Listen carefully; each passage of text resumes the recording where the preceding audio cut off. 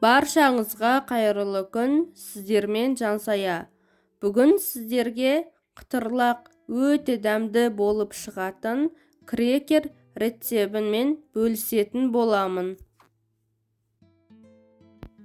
Видеоны соңына дейін көріңіздер.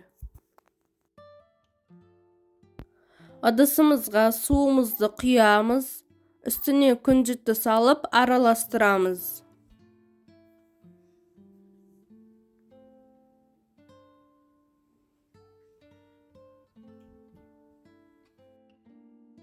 Үстінен майымызды қосамыз. Мен гхи майын қостым, сіздер кез келген майды қоссаңыздар болады.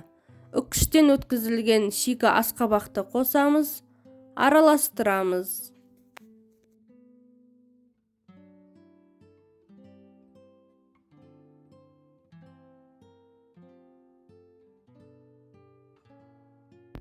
Жарты шай қасық тұз саламыз.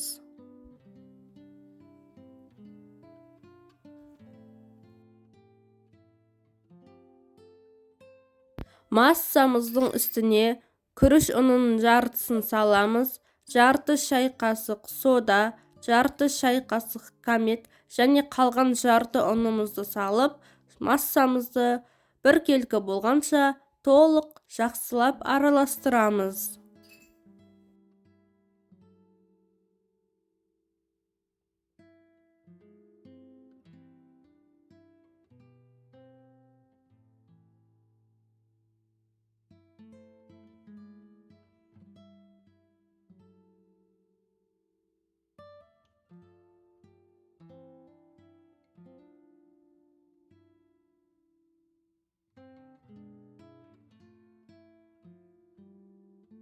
Қамырымыз қолымызға жабысып тұрады.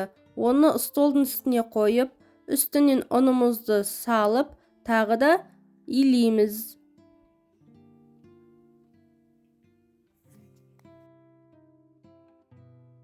Каналыма тіркеліп, лайк басуды ұмытпаңыздар.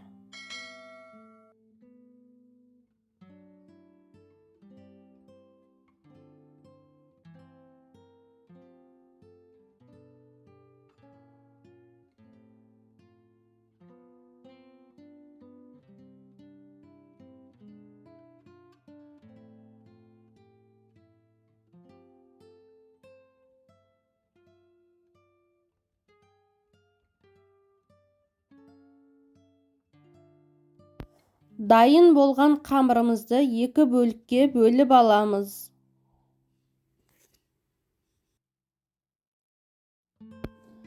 Пергамент қағазының үстіне чұқа қылып, төрт бұрышты қып, жақсылап жайып аламыз оқтаудың көмегімен.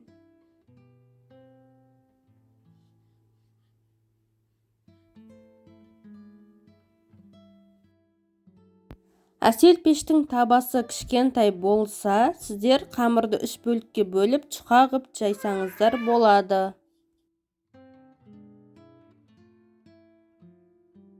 Артық жерлерін пышақпен кесіп тастаймыз. Пергаменттің үстіне өзіңізге керекті формада кесіп дайындап аласыздар.